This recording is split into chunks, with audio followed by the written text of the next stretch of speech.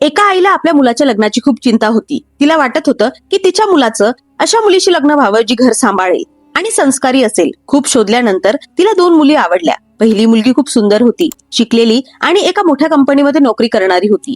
आणि दुसरी मुलगी साधी होती, कमी शिकलेली होती, पण खूप संस्कारी होती. बेटा, तू नोकरी करतेस, घराचं काम कसं सांभाळशील?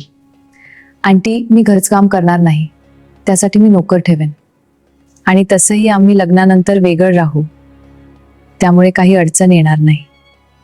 बेटा, तुला घरची काम येतात ना?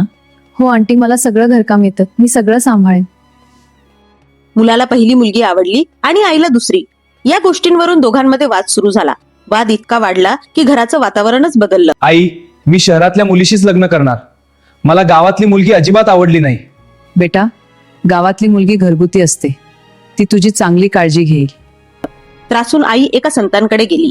बाबा, माझ्या मुलाला समजवा, तो माझं ऐकत नाही. उद्या तुझ्या मुलाला अनवाणी पायाने चालत माझ्याकडे घेऊन ये. दुसऱ्या दिवशी कडक ऊन होतं, जमीन तापलेली होती. मुलगा अनवाणी चालत होता, त्याचे पाय जळत होते, तो घामेघूम झाला होता. त्याची अवस्था अतिशय वाईट झाली होती. दमून थकून तो कसाबसा संतांकडे पोहोचला. बाबा, माझा घसा कोरडा पडला आहे, थोडं पाणी द्या, खूप तहान लागली आहे. बाबा, हे पाणी तर गरम आहे, मी हे कसं पिऊ?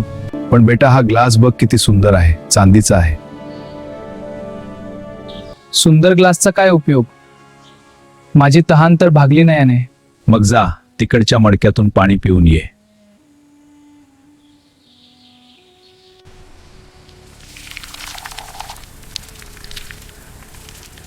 बघ बेटा, चांदीचा ग्लास खूप सुंदर होता, पण त्याने तुझी तहान भागवली नाही. आणि हे साधं मडके दिसायला जरी साधं असलं तरी खरी शांती यानेच दिली. तसं आयुष्यात सुंदरता काही काळासाठी असते, पण गुण आणि संस्कार वयानुसार वाढत जातात. मुलाच्या डोळ्यात पाणी आलं. त्याला त्याची चूक कळाली. मित्रांनो, रूप काही काळासाठी असतं, पण गुण आयुष्यभर साथ देतात. आई, मला माझी चूक कळली. मी तुझ्या पसंतीच्या मुलीसोबत लग्न करायला तयार आहे.